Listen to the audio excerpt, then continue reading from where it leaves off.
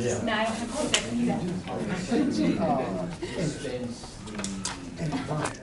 Yes, we're going to talk about one-room schools in the area today. Ever since I worked here and was in charge of the one-room school there, I've been very fascinated with the idea. And I am an educator. I'm a former classroom teacher and homeschool mom. And so I say I'm a lifetime educator. So we're going to show some of the one-room schools today. And there is a poster over here of some of them. This exhibit is going to have a lot of what I'm talking about. We're also going to talk about what it's like in the day of school in the one-room school. And so we're going to show all these differences. So from 1750 to about 1950, one-room schools were very common across the nation. And we in Washington County had up to 75 one-room schools. Wow. Yeah, and the reason for that is they were out in the country, and you know they're small. So the people in the community would get together. They had so many families, and they said, okay, we need to have a school for our children. So they would build a one-room school. I mean, I think ours here holds, what, 20? 22. Yeah. About that. So, you know, it'd hold anywhere from 20 to 30, most of the schools. And so they would build a school for their students. And if they had enough money, then they would build a house for the marm, which the marm is what they called the school teachers. So that's what I'm representing today, is the school marm. And there would be grades 1 through 8 in the school room, not rooms. And one teacher would be teaching all 8 grades. And that's how it started. Now, eventually, some of these schools would build another room, and so they'd have two teachers.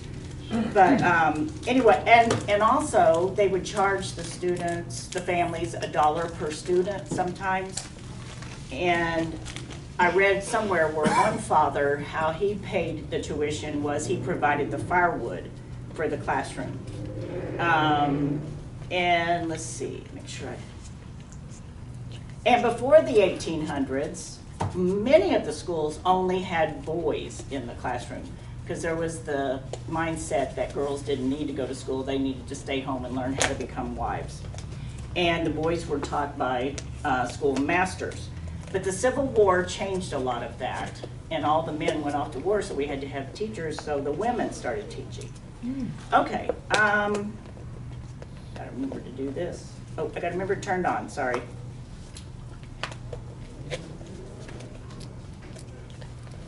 There we go. Well, when the Osage were moved to Indian Territory from Kansas, they settled at Silver Lake, which is what you see in this picture. It's 5 miles south of early Bartlesville. One of the first buildings was a solid walnut log school building, which opened in May of 1871. And so this was the first known school in the area called Silver Lake Osage School. But later that year, as most of us know, the Osage found out that they were in the wrong spot and had to move west. And so that's when they moved to the Pawhuska area. After the Osage moved, the Delaware moved in. And they eventually settled on a part of the Cherokee Nation's lands there. And they bought the school building, converted it to the first Delaware Baptist Church mission, which eventually became Silver Lake Baptist, and they converted it to that church and also used it as a school. Reverend Charles Journeycake, chief of the Delaware and Baptist minister at Allowee Baptist Church, was the first preacher of this church. And you see the building there in the second picture. Well, the building was blown away by a cyclone during the 1880s, and a new frame building was built by the Delaware about a mile north of the former school building. A subscription school was opened in the church in 1874 by a Miss Irby. Then Miss Carrie Armstrong was a teacher, and I have a picture of her in a minute, and paid by the Cherokee government. Now the Cherokee usually would pay the teachers when they had students, Cherokee students there. She later married Frank Overlees and was the daughter of She was the daughter of Reverend Charles Journeycake, the one I just mentioned. There were several more teachers through the years, all paid by the Cherokee government. Now, white children had to pay $1 a month subscription fee, but not the Cherokee children. So, okay. Did it? Yeah, it moved. Okay. Pioneers in the area decided to build another school on the old Charlie or John Rice allotment, and by 1900, students were attending school at the Rice Creek School from Silver Lake because the Silver Lake building was had fallen down. So, and one interesting thing about this school is Ben Johnson was a student here at one time. Yeah. Now, this is the early teachers, Miss Alice Brooks, who's on the left, and Miss Carrie Armstrong, who I just was talking about. Is she's the granddaughter of Charles Journeycake. I think I said daughter, sorry. And so they taught in some of the early schools. I really like this picture. I don't think it's from Bartlesville, but it shows Marms on a horseback. Plus, and I had not noticed this till I was putting it into this PowerPoint, all the way over to the right is a young girl with, looks like maybe a sister, you know, 2 young girls on horseback, and they're all going to school. So that was how a lot of them got to school. They would walk, they would ride their horses, or if Pa was going to town, he might take them in on the wagon. But I just thought it was a really cute picture of the Marms. And Nelson Franklin Carr was an early pioneer trader to the Osage and was the first white settler in this area. And he, in 1877, established a subscription school near his home at Black Dog Ford of the Caney River, which was northwest of Bartlesville, which is close to the old Park Addition. He employed Mellie Smith from Coffeyville, Kansas, to come and teach his children. And she resided with the family until her marriage in 1880. And we haven't talked about this yet, but the Marms could not be married most of the time. And most of the time they were young. How I get by with it now is I say I'm either an old maid or a widow who used to teach. So, because I realized a couple years ago, you know what, I'm not a young Marm anymore. Okay. Anyway, like I said, she resided with the family until she got married. Her parents moved here from Kansas. Her mother taught a subscription school in her home on the Sam Beck place. And Sam Beck, I don't know, any of you have been to the Beck Cemetery out east of town, behind the ball fields, behind the baseball fields, baseball and softball fields. She taught in a school that he set up for a lot of the black children that were out there. There were black children, Indian children, and white children all in the same school. And among the students was Joe Bartles, Jake and Nanny Bartles' son. She taught some white turkey children too, plus of course the Beck children. Okay, sorry, I gotta remember to. Arthur Armstrong.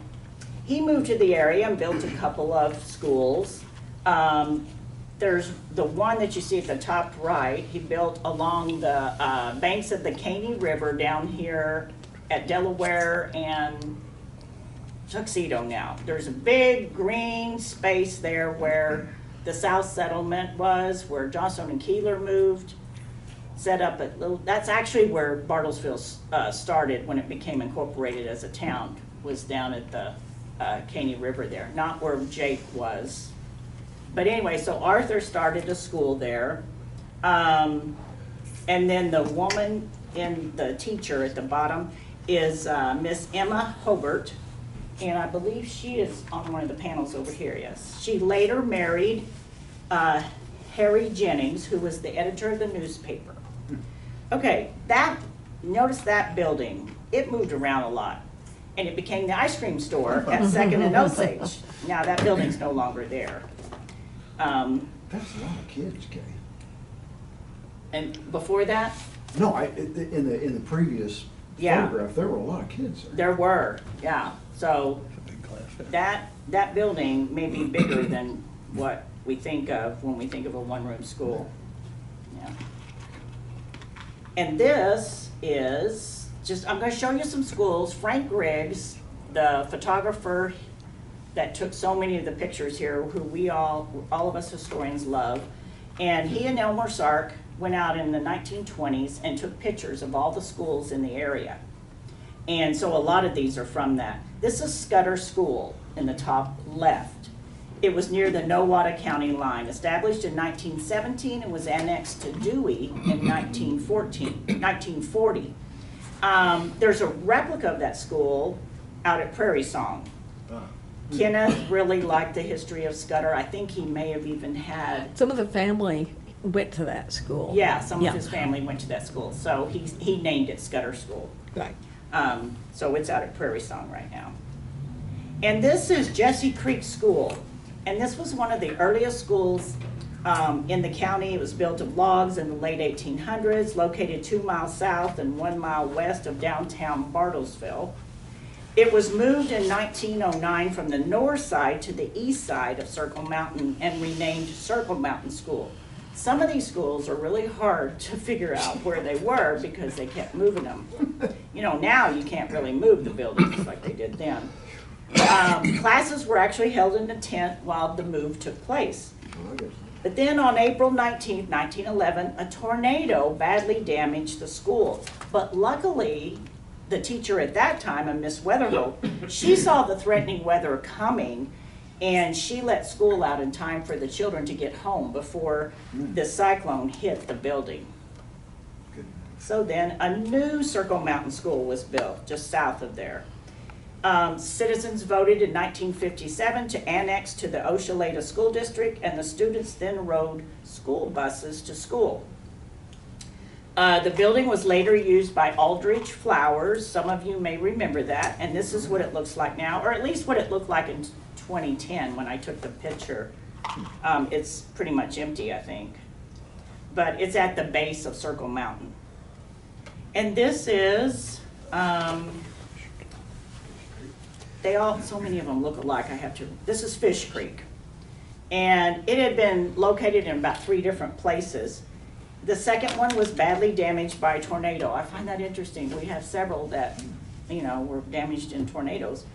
And the last one was in the rock building where the Moose Lodge was. You all remember where the Moose Lodge was? The building burned in '96 and was rebuilt. American Christian School met in that building for a few years. It's now the home of No Limit Power Sports. But Fish Creek School was there. McCaleb School opened in 1911, named for Addison F. McCaleb, who was a prominent businessman in the early 1900s. He was also mayor of Bartlesville at one time. And it was in the McCaleb addition, which was opened by him, and McCaleb School served first and second graders in the zinc smelting community. So it was over there close to where all the zinc smelters were. It later served as a church. It now stands near the White Rose Cemetery as a home. Don't know that you really can recognize it as the school though. And then later, this is how it looked later. They built a brick building. I guess they had moved the building to be a church somewhere else. And it was named Roosevelt after Theodore Roosevelt. Closed in the 30s and is now gone. Steele's Camp School, and it's north of Oglesby. It was established in 1908. The oil boom in this area caused a lot of the number of students to grow, and so they had to build several schools in the area, actually. In some years, they had as many as 60 students enrolled, and there's quite a few students right there in that picture, as you can see. While other times enrollment would drop to 40, because the oil business kind of fluctuated. And there was a pipe and cable hitching rail in front of the school, so the students who rode their horses could tie up their horses when they brought them, just like I was showing you earlier. This is Owen School, north of Copan. Notice how it's just sitting out there in the middle of a field almost, and that's the way it was. We were out in the country. They found a parcel of land where they could build a school, And then it started growing up around it. But anyway, when you first get to the school, you would probably play outside until the marm rang the bell, which the marm's in that, yeah, the bell's in that tower, but it's in that top part. So most of them had a bell, and the marm would ring the bell. Sometimes she might have a student of the day who helped her do that. And this is Truskett School, and it was established in August of 1909 north of Oglesby near Hogshooter.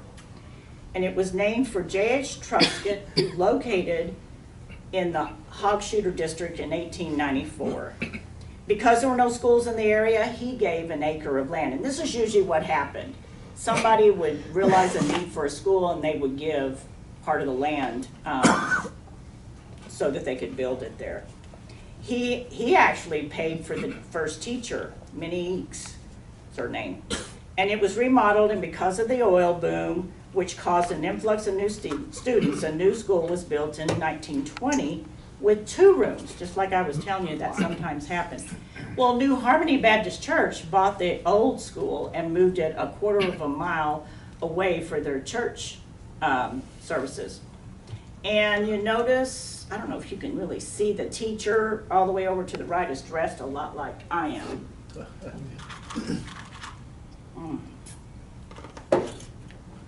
Sorry, okay.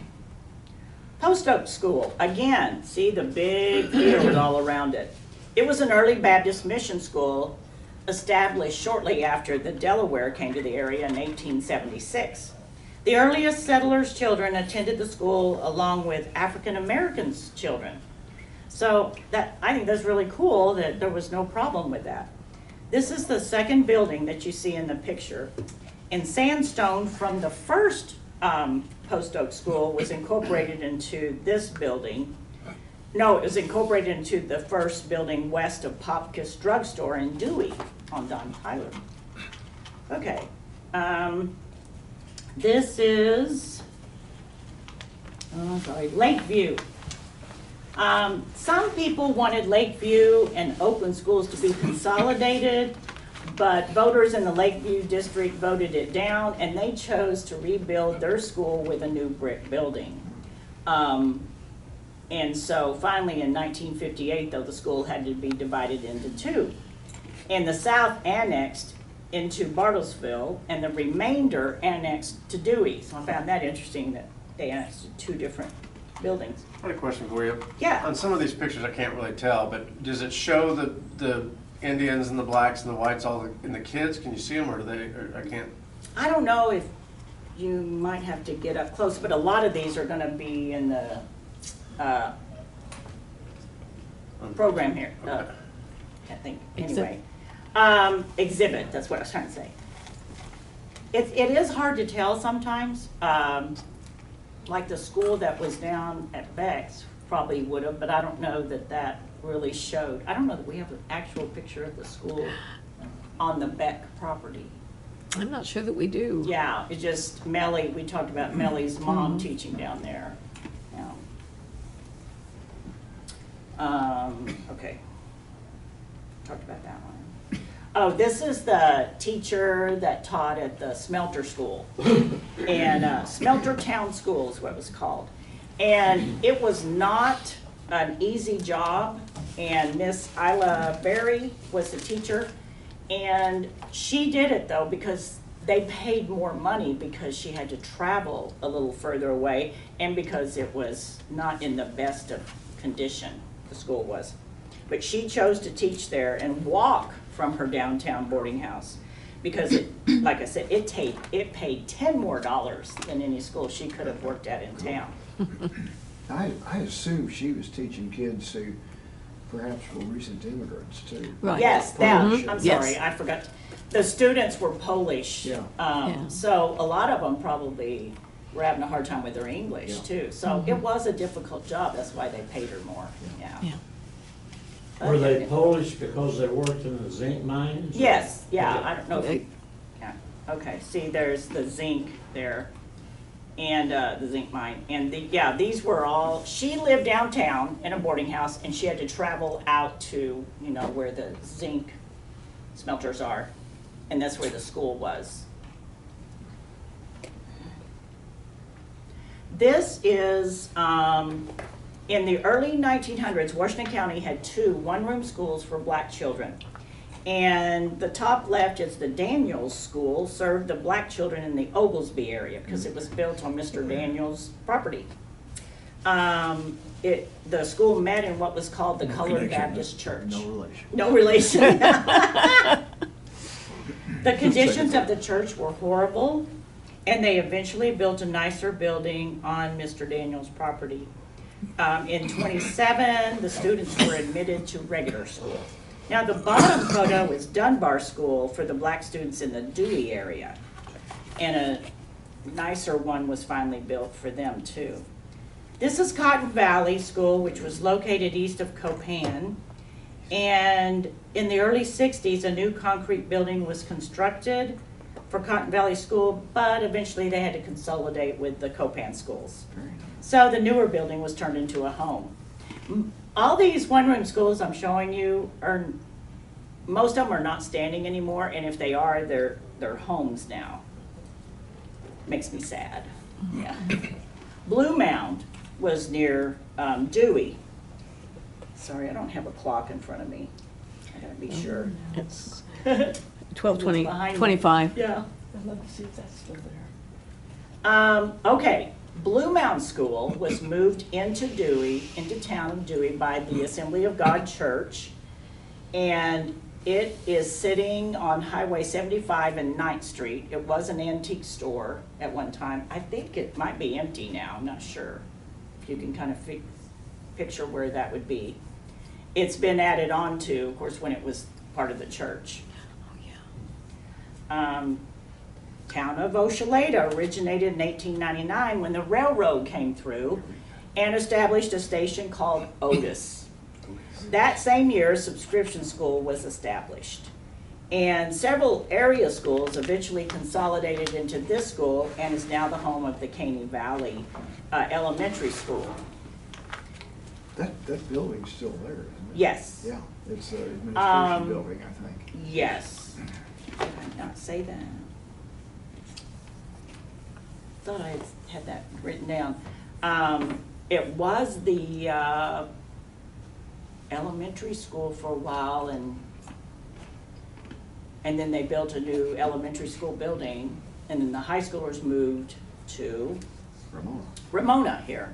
This is the Ramona School. And they had 2 one-room schools at one time.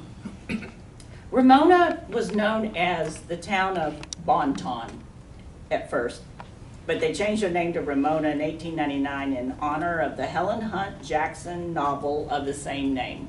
Thought that was interesting. Ramona does sound a lot better than Bonton. And again, the town is one of 4 communities that consolidated together for the Caney Valley School. And this building actually is the home of the Board and Administration Office. I thought it was the high school, but evidently there's another building there. Now, Vera had their schools. You know, all these little communities around here, they all had to have schools for the children that lived there. And so they eventually consolidated as part of Caney Valley Schools. This school was built in 1910, and they actually had 3 schools at one time. And you just think about little bitty Vera, but they had a lot of people living out in the country there. The Oglesby School, and look, there's a lot of students there. And they were, let's see, this was located about 2.5 miles west of the Washington-Nowata County line. And it was close to Hog Shooter Creek too. And students met in several different buildings, and then a tornado hit in 1936. You know, destroyed the building. But with the help of the WPA, a new one was built. And they met in this building for several years until the 70s and eventually annexed to the Ramona Independent School District. Now, this is the Antioch School. The first one was established in the home of Mr. Nels, I'm not sure I'm saying it right, Neasley, on property which later became the Hugh Hadley Farm, and this was all before statehood, which was 1907. After 1907 statehood, citizens in the area constructed a school east of Copan on Juan Road, and classes began in 1909. And it's a really nice building here. But by 1923, the school had grown to, well, no, before it went away, it had grown a lot to where they had 3 teachers. Students were bused to the school by a horse-drawn bus, which I'm going to show you in a minute. By 1924, an auto bus replaced that school bus. And in 1941, they built an addition and a kitchen. And in 1956, though, the school annexed to Copan. And in 66, the building burned. Now, we had a lot of that, too. Okay. There's the first school bus in the county, the horse-drawn bus, and then the first motorized one. I think those are, how would you like to ride those to the school? A lot of kids on that bus. Yeah. I know, it looks a little crowded, doesn't it? That looks like it has chains on It does, and it might. it. Yeah. It might be so that they could get them to school in the rain and the snow. Mud. Yeah.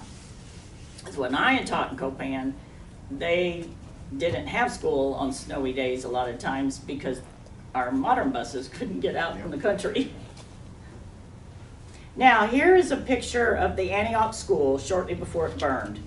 And the next photo is a monument that Debbie Neese and I found that marks the site of the school. Thought that was cool. And that's located where? Juan Road, I believe. Yeah, it's east of Copan on Juan Road. Because what Debbie and I were doing, we were meeting, and I do not know how to say Michael's last name, but a man that I had met, maybe even here, many years ago, who his family owns Pleasant Grove School, which then became Pleasant Grove Church. Well, several years ago, probably back when I worked here, Michelle Martin and I were driving out this road looking for the Fall Leaf grave site. And we went past that, well, here, let's see. We went past and I saw the sign. I go, wait a minute, we have got to stop here. So after we found Fall Leaf, we came back and stopped and walked around. And then a few years later, I met Michael, whose family owns it, and he let Debbie and I take a tour of it a couple of years ago. And I was so excited to find an actual one-room school still standing, even though it turned into a church and now it's empty. And I think probably what'll happen is a neighbor wants to buy it and make it part of his home. So I figured that'll probably happen. But anyway, it's just cool that it's out there. Did I say east of Copan? Yeah. George Whitfield Ringo was the first white settler in the area northeast of Ramona. So he founded the town of Ringo. Did you know we used to have a town named Ringo? That was interesting. In the early 1880s. So in 1888, a building was built, used as the school and also the Farmers Alliance Hall. It also served as a church, a recreation hall, and several other uses. And see, that's the thing I think is really cool about a lot of these one-room schools. They not only used them as schools, they would use them as churches, since the church met on the weekend and school went in session. And a lot of times it would be an event center type place.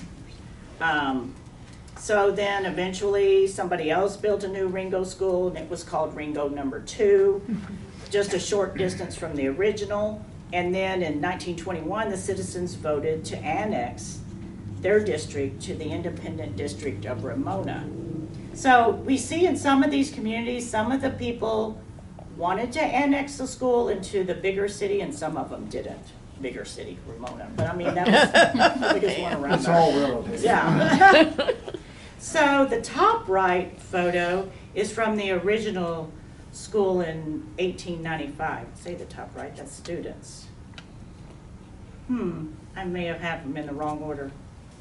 But then you see in the bottom right, you have Mr. Bingman with Mrs. Bingman with her horse-drawn wagon in 1912.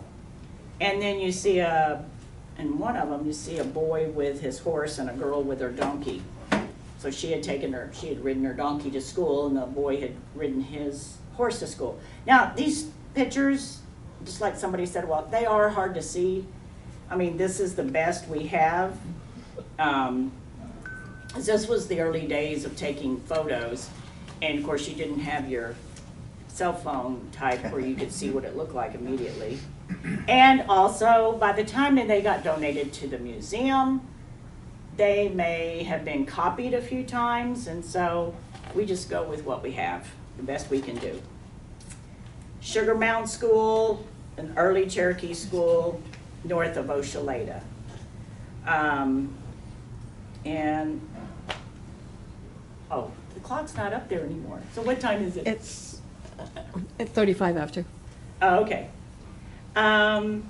So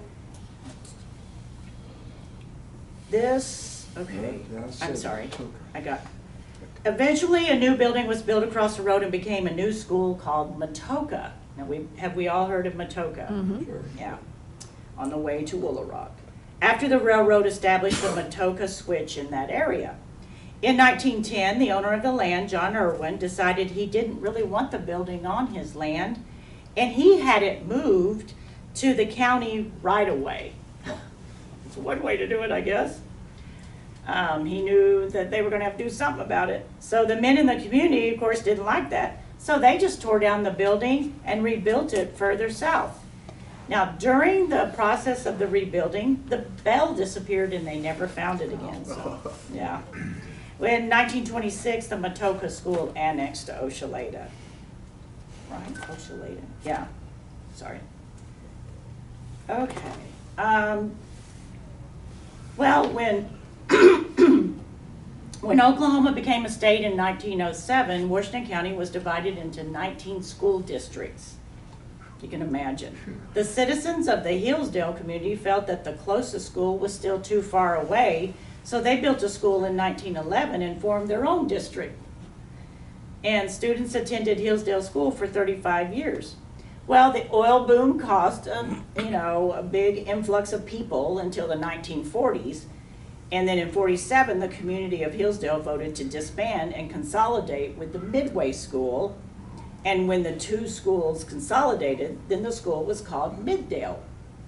And in 1950, the entire district annexed to the Limestone Prairie School, later Limestone School, which is confusing to me because this school is east off Bison and Limestone's way out here, so I'm not 100% sure on that.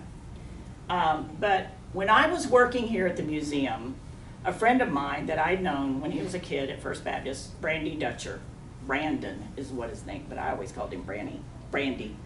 He contacted me and said, hey, I have pictures of remnants of Hillsdale School that were on my parents' property, and that's out east of town. And this is the brother of Christy McPhail, if you all know who she is. So he sent me the pictures. I was so excited, and then you can see, come on, did it not? Okay. You can see the cellar. The steps going down the cellar. I don't know, I just thought it was really cool that he had photos of the remnants of the school. So I don't know if the battery ran.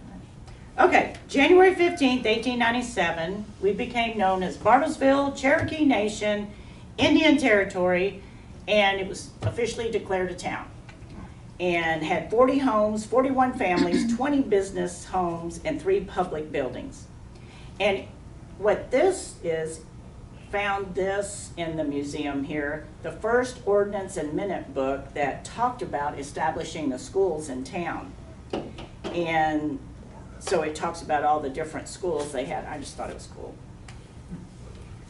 Now, what I'm going to do is talk to you about what it was like in the one-room school by showing you pictures from our one-room school here at the museum. And I still say our. I know I don't work here anymore, but I still claim it. It's ours. So, and this is the way they still do it when Betty is the school marm. The boys line up on one side, the girls on the other, and they're getting ready to go into the one-room school. And they would go through the classroom first, and put their hats and their coats and their lunches in the cloakroom. Now, most one-room schools, but because we're just a room inside of a building, they couldn't totally do it. But they would have 2 cloakrooms, one for boys, one for girls. And if you go to, I sometimes had a marm at the schoolhouse at Little House on the Prairie, and they have the 2 different rooms. You can see that.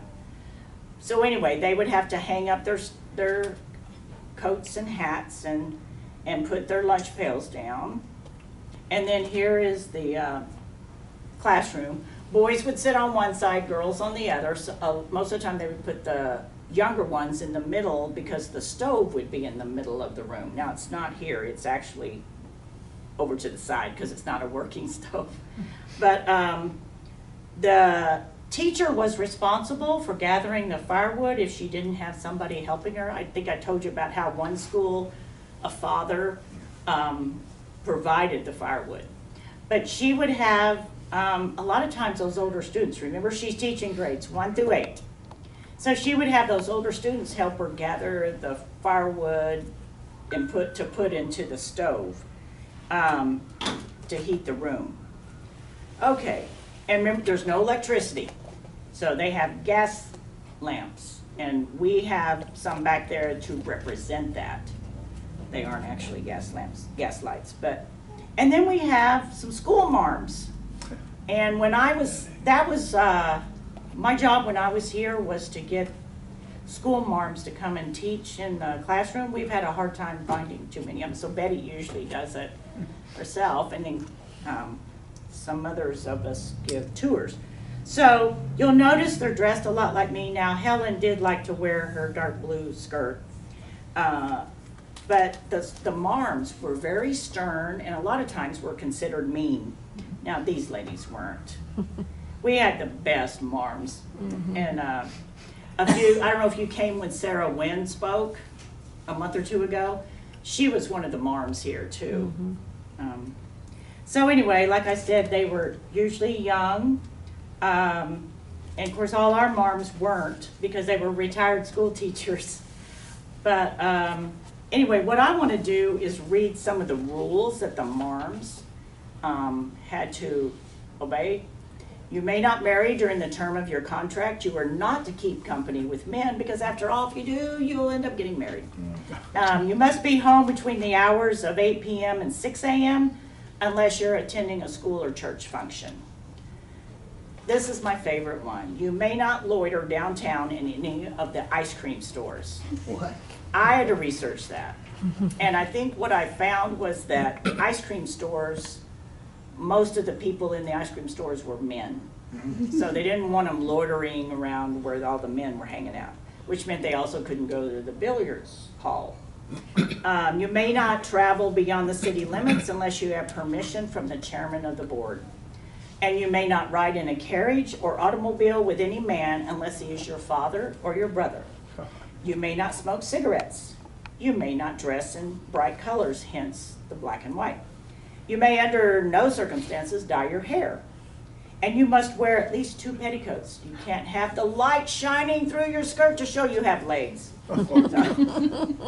Your dresses must not be any shorter than 2 inches above the ankle.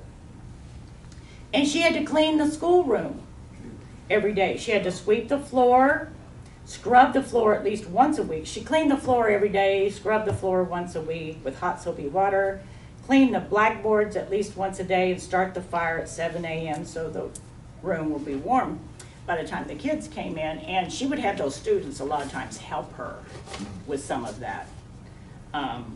if you can imagine wearing this and being on the floor scrubbing, I just can't. And then there's rules for students. You find those. They will not speak unless spoken to. There will be no giggling, whispering, or squirming in the desk. When speaking, proper language will be used at all times, and we will abide by the golden rule, do unto others as you would have others do unto you. And you know, those students would have known that, and they would have known that was from the Bible. I'm finding now that a lot of them don't. Male scholars will remove all headgear before entering the school, and they'll put it in the cloakroom. Good posture will be assumed by all scholars. They had to have their feet flat on the floor, their hands on their desk unless they were writing or reading, and they had to face forward, so they couldn't be talking to their neighbors. When they wanted to speak, they raised their hands, the teacher would call on them, and usually they would have to stand to ask their question, or she would call on them to read something. It would. So at all times, scholars will behave as young ladies and gentlemen. So those were the rules that everybody had to go by. So when I'm a marm in some of these places, I say, see, the rules are strict for the students and the teachers. That's just showing some of the students. A class we had here at the museum, more of them. And then this is from the blackboard at one time. It shows the Pledge of Allegiance, and it shows the spelling words. And can you see the Pledge of Allegiance easily? Yeah. Okay, we also have it in a frame over here against the window. But it's, just notice the difference. Yeah. I pledge allegiance to my flag and to the republic for which it stands, one nation, indivisible, with liberty and justice for all. So I always ask the students, what differences did you hear? And they usually catch them. But in 1923, the government added, I pledge allegiance to the flag of the United States of America, because they wanted to make sure that all those immigrants that came in knew they were pledging to the flag of the United States. And then in I always forget whether it's 54 or 56, President Eisenhower put under God in. So that's why it's different. And then they would sing a patriotic song, usually America, or My Country 'Tis of Thee. And then they would read from the Bible. The teacher would read from the Bible. She might have some of the students read from the Bible, just depend. And then they would usually say a prayer. And a lot of times they would say the Lord's Prayer. And it makes me very sad, my statement here, when I do this program in different settings, that most of my students don't know what I'm talking about when I mention the Lord's Prayer. And I'll even give the first line. And some of them will, oh, okay. But there's a lot of them that don't know it. Okay, next is penmanship. There's a copybook with an inkwell and pen. And I brought some props today because I'm just a visual learner and I love props. So I brought some of that in. I brought some of it from the schoolroom in there and some that I have here. When I was here, we used to use real ink and those calligraphy pens. And if you go back there in the schoolroom, you'll see why we don't do it anymore. And so we now have feather pens that I have one up here that have actual ballpoint pens in them. So it makes it a lot easier. And they think it's cool to write with a feather pen. Most of the kids now don't even realize that they're missing out. Did they have blotters or anything? Yes, and we have one up here. Yeah, they'd have to have a blotter. Yeah. What did they do about cursive versus printing? They learned cursive, That's what even when they were little. Yeah, what was the name of the penmanship? Yeah. And most of the desks would have a hole in it for the inkwell. Now, our inkwell here is too big for those holes, but most of them would have that. Then orthography is our next lesson. Does anybody know what orthography is? Besides Betty. Pronunciation. Spelling. Spelling too. And the alphabet. Yeah, so this is just an example of some of the spelling words. Usually what they would do, they would have spelling words that would be from their stories. Okay, I want to make sure. Okay, so you just see a bunch of words there. I'm going to move a little fast. And this is, they would have a slate pen or a piece of chalk and a slate rag, because we didn't have smart boards or whiteboards. This is a new McGuffey readers like we have back there. Yeah. I have an original one over here. They would have arithmetic. They would do if they didn't have the arithmetic book, which a lot of the kids don't know what arithmetic is. Yeah. And then they would have to wash their hands before lunch. And you see the pail with the dipper. And before they realized about germs, all the children would drink from the same dipper. And there were outhouses, so no running water. So there would be a water pump, usually. I know that's not what it's called, but Cistern. yeah, Cistern. yeah. That the teacher would have to get the water to fill the bucket, and then the blue thing is to wash their hands. And there's their lunch. I have a lunch pail with, showing some fake food there. Games, these are just examples of some of the games. Then they would talk about history and, not gonna talk, okay. All the schools would have this picture in them. And so I always ask, who is this? And most of them do know that it is George Washington, but not all of them know why, the first president. Schools in the north would have a picture of Abraham Lincoln. And we're kind of on the border there, so, yeah. Paddle. Oh, yeah. The students would be spanked if they misbehaved, or they might go to the corner. Sometimes the marms didn't have their own homes or a boarding house to live in, so they would have to live with students, with families of their students. And so here is a trunk just to show that she might have had with all her stuff in it. And it was considered a privilege to have the marm be able to stay in your home. And this is the marm home out of Prairie Song, next to the Scudder School. And yeah, okay. Garfield was the very first school in town. And it started out as a one-room school, then a two-room, and then eventually the one on the top left, you see, this is how it looked before it was torn down. They were able to save the, as you can see, if you can see it in the bottom right, it doesn't look good on my computer here, but maybe it looks better there. Yeah. That they took from the Garfield School, and it's over in the grounds by the community center. Because that's the community center. Garfield School was torn down to build the community center. That's, yeah.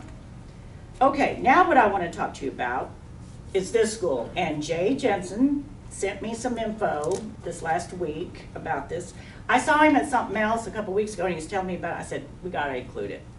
So it's not in Washington County, it's in Nowata County, but it's just down the road. In fact, it's probably closer to Washington County than it is Nowata County. All right, okay, so it, you take Highway 60 east from Bartlesville to Road 410, turn south for 3 miles, turn west on east-west 24 road. After about a half a mile, you take the left fork to southwest, whatever. Okay, and the school's out there. Okay. All right, this school was constructed of Coffeyville red bricks in 1919. It was originally founded by Mennonite families that had migrated to Oklahoma from south central Kansas. It did close in 1968, and the students were annexed to Nowata School District. But in 1995, the Diamond Point Preservation Association was formed and bought the school for $100 or $1? Not much. Yeah, to preserve, I have 100, but I was thinking I read it was $1. All right. To preserve the schoolhouse and have it available for educational programs, which I understand they do have programs much like we do here, that Betty does here at the one-room school. And so Jay's father, Rudy, here's young Rudy in front of the school in 1919, just as it was right after it was built. If you can see. He's over there in the left corner, Left corner. and he's holding a broom Yes. because he was the first janitor of the He school. was a 6th grade student, first janitor, He had to go in early morning to build a fire. Yeah. And he also swept out, and he got $5 a month. Yeah, so I'm sure that teacher was glad to have him. Yes.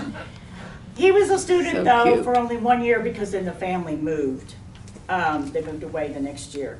But then, this is what I think is cool, 89 years later, October 2008, Rudy went back to see the school. Cool.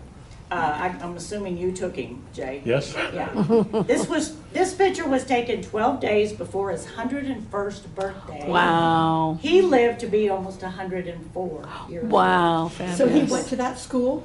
Yes, he Yeah, was, this is the he was one- in the inaugural class. Wow. He was in the very Cool. first class That was him. here. And That was him. when he this went little- back, that was essentially a one-man 89th reunion. Yeah, That's right. yeah, Easy to plan, anyway. yeah. So I appreciate Jay sharing that with me. That's I think cool. that's awesome. And I'm not gonna read it, but I have let's see, 2.5 typed pages of the 1895 8th grade final. Because remember I told you they were in grades 1 through 8. When they graduated from the 8th grade, most students at that time, in the early days, did not get any more schooling. And if you read Little House on the Prairie books, Laura did that. She graduated from the 8th grade, took her test, and then she immediately became a teacher. And think about 8th graders, how old they are. And she actually was a teacher in a town close by, but it was another town. And so she had to go live with this family, teach this in this little school. She only taught there a couple of months because I think a teacher got sick or something and she had to take over.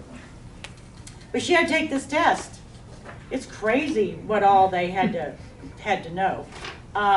She did go back to school and get more schooling later, but anyway, they had to give 9 rules for the use of capital letters. You know, most of us wouldn't be able to do this, even those of us that were Yeah. teachers. Name and define the fundamental rules of arithmetic.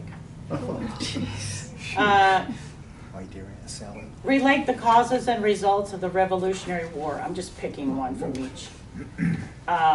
Orthography, remember that's the spelling and alphabet. Like what is meant by the following? Alphabet, phonetic, orthography.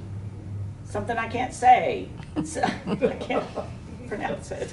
What are elementary schools? How are they classified? You know, just, yeah, different things like that. Geography. How do you account for the extremes of climate? And this is from Kansas. In Kansas. Of what use are rivers? Describe the mountains of North America. And on and on and on. And this exam took 5 hours to complete. And Jay put a little note that says, gives the saying she only had an 8th grade education, a whole new meaning, Yeah. doesn't it? Yeah. And it's like, no wonder they didn't go back after the 8th grade. Many of them didn't even make it to the 8th grade. Because another thing is the schools would tend to be anywhere from 5 to 9 months of the year because they had to be home helping the parents on the farm. And so a lot of times they wouldn't even go a full day like what we consider a full day. It just would depend on the community. Every community was different because we weren't a public school yet, so we didn't have all those rules to go by. Anyway, any questions? I'm gonna go try to find the Blue Mound School. So it's on, because I can see Blue Mound from my house. So it's on 9th Street in Dewey. Yes, the highway and 9th Street. And when you're going to Dewey, it's on the right side or the east side of the highway. Yes. I have several quick questions. Number one, were all the Indian tribes, the 3 tribes you mentioned about the schools, were they all equally progressive as far as starting schools and so forth? And also, how did they handle a one-room schoolhouse where you had several grades?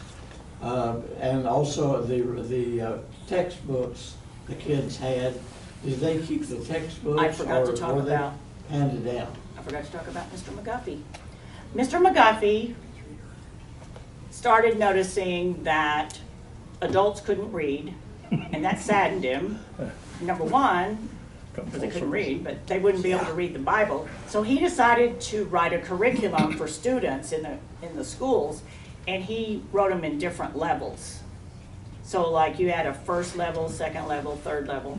And what the teacher would do is she would assign most of the students something to work on at their desk, and she would bring this group of children in this reading book up to the front. When I taught 4th grade, I had probably 3 reading groups in my classroom, all in the 4th grade, because not all the children read on the same level anyway. So now your first part of your question about the Indians, I don't know. You mentioned like they were pretty progressive, all 3 tribes. Yes, yes. And you'll notice some of the schools I was talking about, the Indians and the blacks and the whites all went to school together. So they all got the same education. So did the kids keep their own books, their textbooks? No. Or they passed down to the next student? They would pass them down to the next students, but they, a lot of times they would have their own slate. And then when they learned about germs, they would have their own little cup. I have a question. Yes, About this school, you said it was funded by Mennonites? it was started by the Mennonites, yeah. Yes, my grandfather was on the school board, and he promoted that, as she said, it was a Mennonite community. They So first, it was just for Mennonite well, children? no, it was just a school. I don't know that it was Okay, so restricted, they kept but that out it of was, it was, Okay. you know, that's how it got built, was with That's their. pretty That's cool. cool. Yeah. Okay, you had a question?